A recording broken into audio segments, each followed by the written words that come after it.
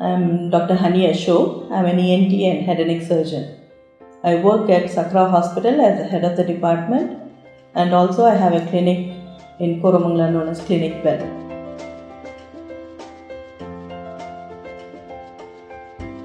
How is snoring treated? Snoring is a sound which is produced when there is blockage in the airway passage, starting from the nose to the upper airway, that is near the vocal cords or the larynx.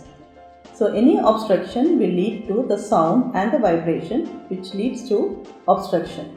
So the obstruction is of concern. So when you breathe in air, it passes through the nasal passage. So if there's any deviation of the nasal septum or sinusitis or growth in the nose or the backside of nose can cause snoring. Anything in the throat also, like fat deposition or laxity of the tissues, can lead to snoring.